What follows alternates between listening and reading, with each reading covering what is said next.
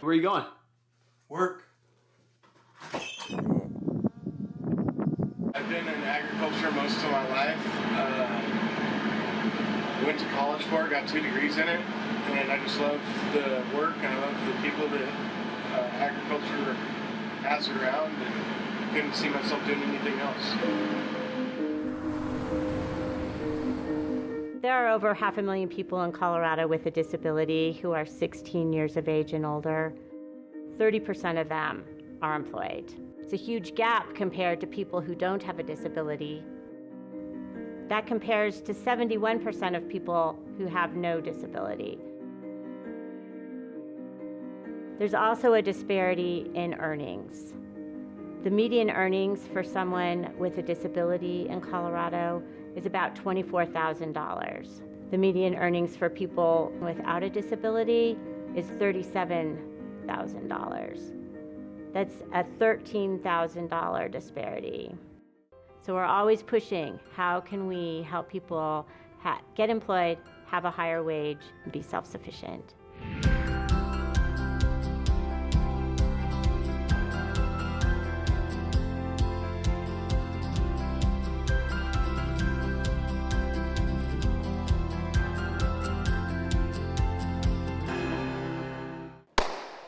Take one.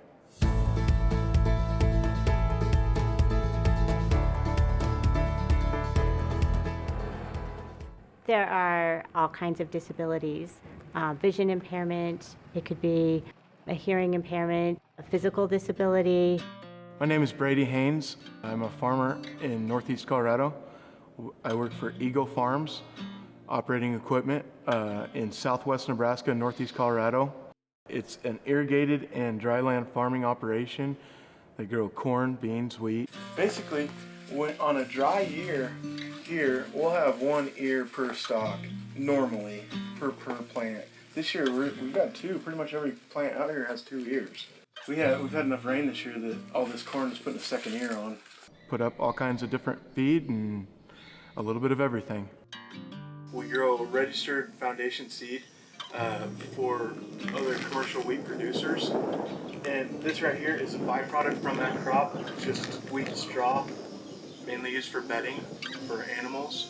I operate equipment and do a lot of different jobs on the farm, kind of a diverse job. I don't really have a title, just the guy in the wheelchair that shows up at the farm.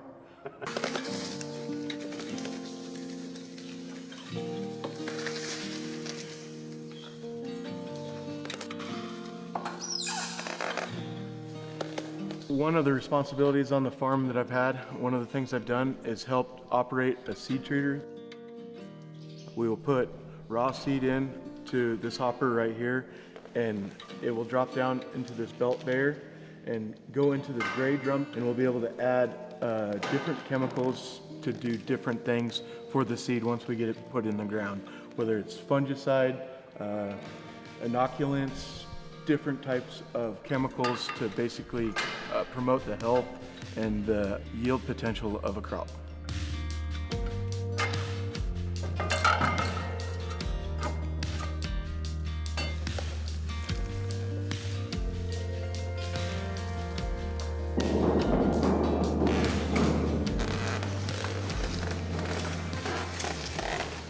Brady's responsibilities are pretty varied.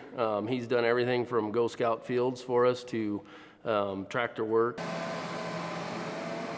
If you didn't know, and I just told you the tasks that he does, you wouldn't have any idea that he's got a disability. Best part about Brady, I've said a couple different times, is Brady just enjoys working. Everything we've asked him to do, he'll do. Some of my favorite things are just working with the people that I work with, doing a lot of different farm operations, whether it's tillage operations. Today we're running a VT rig. It's a residue management tool more than a tillage tool. All these corn stalks that we have out here, we need to size up a little bit so they run through a drill when we go to sow wheat this fall. Or operating a swather, any kind of tractor work. Okay, so this is a GPS monitor. This one, just as long as I get to be around the people that I work with and in the place that I like to be in the country, I'm a happy camper.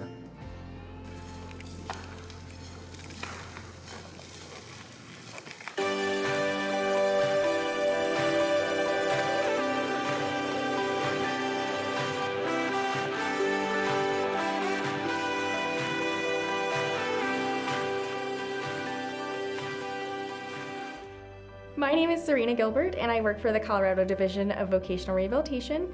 Currently, I am a rehabilitation counselor specializing in working with young adults with disabilities. I have worked for DVR for approximately 9 years, and I started out as a counselor.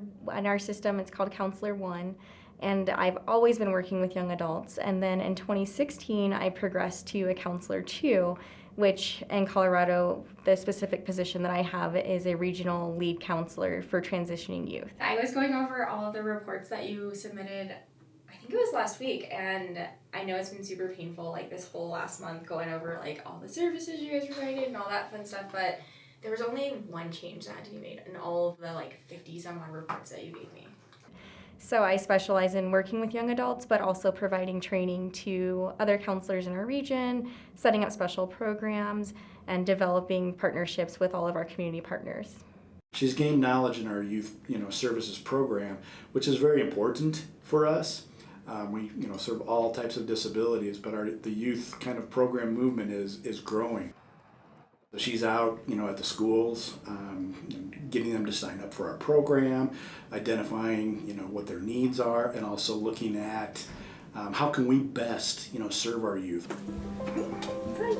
I love working with young adults because I start working with them when they're only 15 years old, most of them, and up to age 24. So when they're that young, it's kind of nice to be that first exposure to what is it that you want to do? How are you going to get there? Let's get you back out. Let's get you networking with some people. And what are some things that you never even considered were possible? And getting them into that next step right after they're done with high school, where they feel that they have a purpose and a long-term career goal that they can really focus on. What I would like you to do is, I'll email you the link to this website. Just type in some of your interests, see what comes up, and then maybe I can help you follow up with them, because they might want to interview you just like it's a real, regular job. What are some tips on being successful in your position as a lead counselor or counselor? Some tips that I would have for working as a rehabilitation counselor would be always be flexible. Every day you're going to come into work and think you're going to do certain things, and you might do 2 of those things and have 5 other things pop up that clients have needs or maybe need a question answered. Also, creativity is huge in this field. Sometimes we have to kind of find some employers that we haven't worked with before or small businesses to partner with us on different programs. And that definitely takes a lot of creativity and diligence and extreme patience, because you hear a lot of no's sometimes, but it's kind of cheesy, but it only takes one yes to get to that next step that you need. She is definitely, a go-to person in the region, in the state, for counselors that may have questions about certain youth service programs. So as we are helping our clients, we are looking at the labor market information and what jobs are growing, where there's the opportunity. We also have business outreach specialists who work with employers across our state. We have 9 of them. They've reached out to over 1,200 employers this past year to find jobs for people with disabilities and really bring the information back to our counselors and to individuals looking for work about what kind of jobs are necessary, what kind of skills that employers are looking for. And we're placing people in all sorts of industries, including agriculture, retail.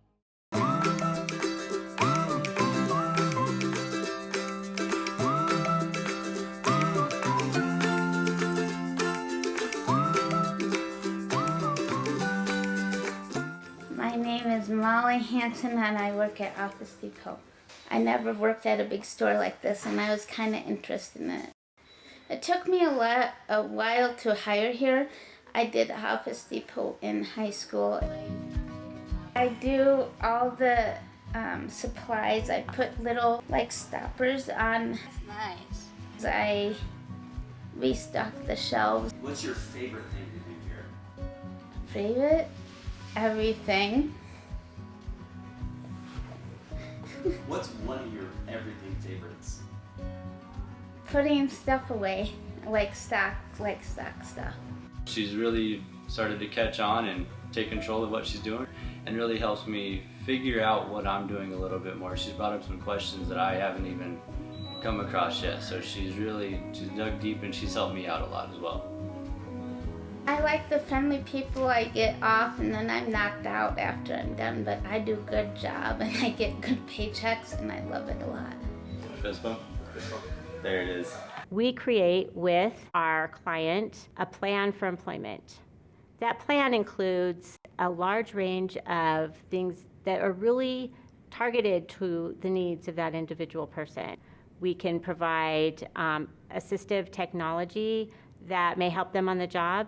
The first thing that they do is an assessment. My pickup that I use to get in and out of the tractor, Department of Vocational Rehabilitation sent me to an ag-ability counselor to identify what modifications I needed to get in and out of equipment to do my job. They come to your farm and they try to come up with the roadmap for the most efficient, effective way for you to not only just do your job, but do it to the best of your ability. Ag-ability can come up with the recommendations, but DVR helps implement them through their counselors. Taryn, who's my counselor in Sterling now, has just been incredible to work with. In Brady's case, we partnered with Ag-ability, and they came to his farm and kind of assessed his needs and made a report of recommendations that we could purchase items from that list. One thing we purchased was a truck bed lift.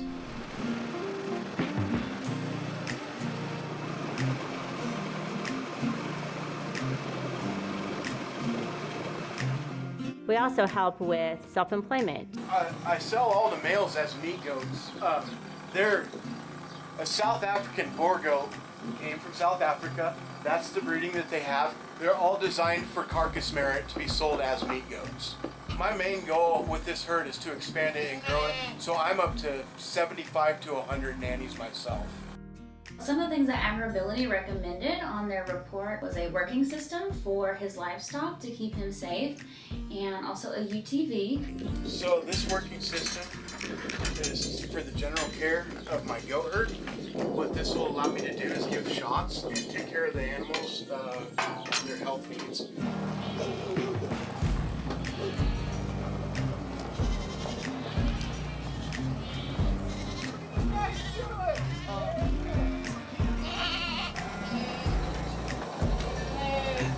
This is my meat goat herd. They're such an athletic animal and they're so energetic. That working system is super critical to keep me safe and them also safe, so we can restrain them tightly, firmly, without hurting them and without hurting me, to keep us both safe.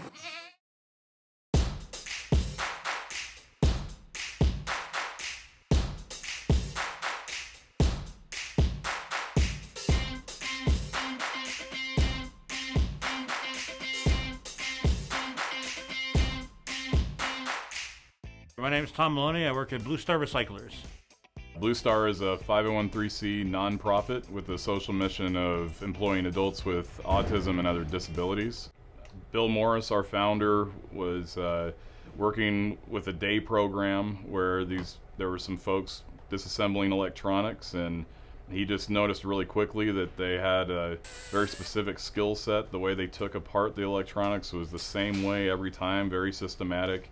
So I've worked here for 2 years. I started out just doing the front counter because they didn't quite have a position for me. But as soon as they found out sort of my skill set, I took over more of a supervisory role. I started this resale program. I started helping the guys in the front, stacking them out with their computers. What's your favorite part about supervising? Delegation. My favorite part about supervising is delegation, of course. No, it's great to kind of get the work done and all, but also to be able to then, okay, I have the bigger picture in mind also, like, because like I was doing it all myself. I was okay. Well, I have to sort all this RAM and I have to do these specific things. Now I can kind of be like, okay, I've got these guys doing this, so I can now find out who wants to buy the stuff and what more we can get. I can kind of do a little bit of higher level planning and that kind of stuff. he just had such a wide skill set that we kind of threw everything at him at one time. He runs our social media, our refurb and digital equity program, and it's really taken off this year under his guidance. We've really found that this is a superior workforce, plain and simple. They come to work on time, they come to work every day. We don't have any absenteeism or lost time to accidents, and our turnover is almost zero in an industry where the average turnover is about 300%. We can keep track of our fuel usage, keep track of our work rate. Like right now, I'm going really fast. Can you talk about any accommodations you've made, or if you have any? So accommodations we've made have been very minimal, really. Eagle Farms has been great about getting me into equipment that kind of has a minimum requirement for the use of my legs. I don't have a hand clutch anymore.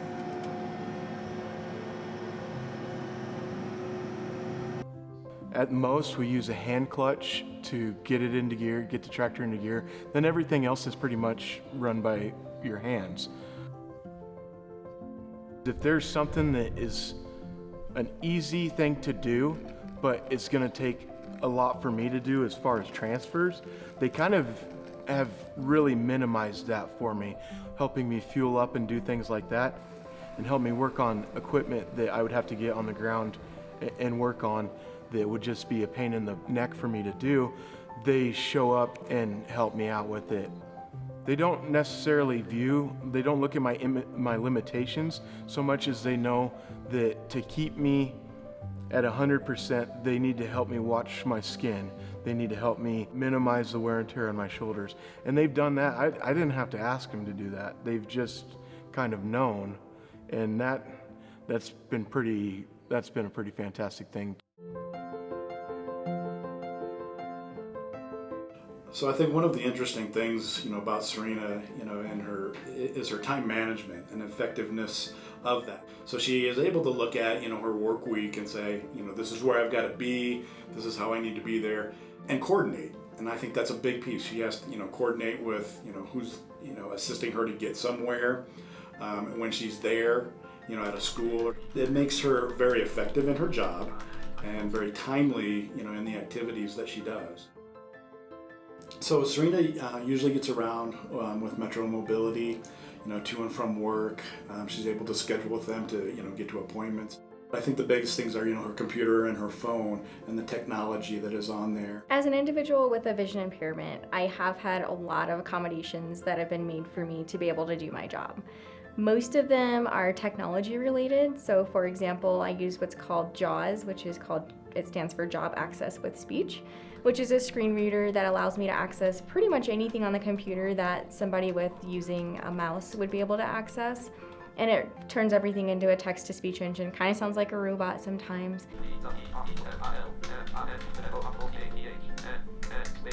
I also have an iPhone that has voiceover on it, which is also a screen reader technology. And then recently, I've gotten a service called IRA approved. And what that is it's visual interpretation for the blind. So what that is via a smartphone app, I can call a trained agent and they can essentially be my virtual eyes. If I'm in an unfamiliar location and I'm trying to find like a front door or catch an Uber or a Lyft, or if I need to read something that's maybe handwritten or would just be more efficient if somebody just could glance at it rather than me trying to scan it or look over it like that. I'm not used to the headsets. Have a good day. I've found as their supervisor the best way to show her what to do or how to do so. Your fancy signature? Yes, ma'am. It was just hands-on with her, so showing her with our little devices or even just walking her right to the product wherever that may be. You can also count from the end, so there would be 1, 2, 3. Showing her how we put it away, if the packing needs to be unwrapped or anything like that. Really just hands-on and face-to-face with her helps the best. Blue Star, really the only accommodation that we make for our employees when they interview with us is a working interview. We don't do a typical sit-down interview because it's just We've found that folks on the spectrum have a really hard time with that social interaction, especially with somebody they're meeting for the first time. You're not going to be able to determine whether or not they're good at the job by having a traditional interview. So we made it really simple. It's just, can you do the job? So we sit them down in front of a computer, we show them exactly step by step how we take apart that computer, and they go through it. Usually after a couple tries, they pick it up really quickly, and it's really easy to decide whether it's a good fit for us or not. Do you have any advice on working with people with disabilities? I would say the best advice I could be is just be patient and work with them as much as you can, answer all their questions. It's nothing to rush into. It's something they're there to take their time and have a good time, and you're just there to help them, teach them, and smile with them. Any advice, really, I don't have a whole lot. Probably at the outset, there was more wondering whether we would have to have accommodations or anything like that. And I guess my only advice would be, don't assume going in. Just have the relationship just like any other employee. And that's been great with Brady is you don't have to wonder. You know, he's happy to do whatever, and just like any other employee, everybody's the same. Right? No matter what their situation is, everybody's got a story, and it's just part of their background, and you just move forward with that and use their strengths that they have. I'm hoping to really get the message out there that employment is for people with disabilities, and that employers would believe that and see this as the untapped resource that it really is, that people with disabilities would maybe see this film and believe that they could work. They could see themselves in one of these people that you're highlighting, and they believe that they could work. What advice would you give to people with disabilities on job seeking? On job seeking, well, the one thing, again, that I said that helped me is I'm a theater major, so taking an acting class, like just especially for just the interview or improv, they help you sort of loosen up, and they teach you the stuff that neurotypical folks might like kind of understand intuitively. It's actually some good like training for that, and also just self advocate. Don't be afraid to disclose you have a disability. Say, hey, look, I'm looking for this job. I'm really good. I might not do good in this interview because I've done bad with eye contact. I get nervous on that, but show me the job, and I'll show you I can do it. And it's okay to have somebody there helping you. Like if you need somebody to help. Some advice that I would have for individuals with disabilities looking for employment is, number one, figure out what it is you really, really like to do and what would be the best fit for you. Oftentimes in the disability community, we sometimes can tend to settle for, well, this is the place that hired me, so this is where I'm going to kind of remain, or I'm just grateful to have a job. Which job experience is definitely great to have, but if it's something that you really truly are not passionate about, then definitely take that time to look at what is it that I really want to do, where do I want to be, and don't be afraid to take that risk to go to the career that you really will enjoy.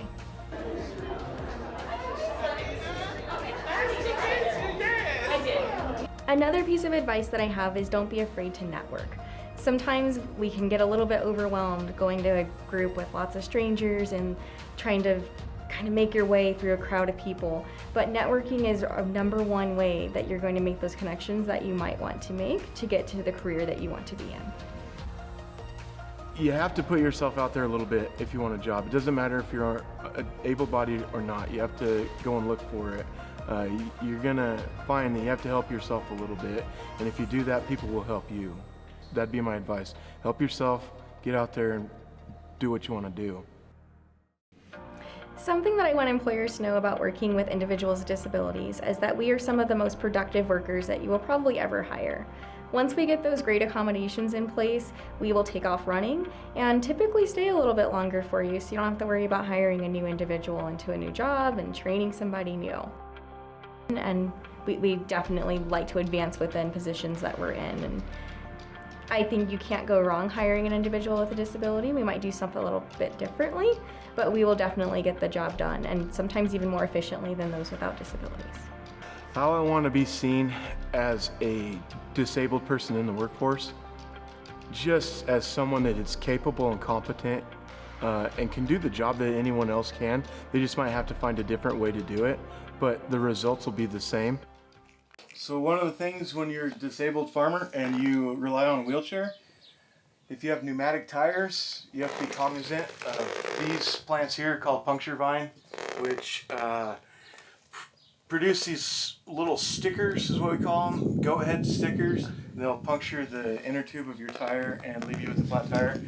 So it would behoove you to get hard inserts for your tires if you're going to be doing this type of work. You have to have the mindset that you just want to do what you want to do. Surround yourself with people that can help you make that happen, and then the rest will take care of itself. You just show up.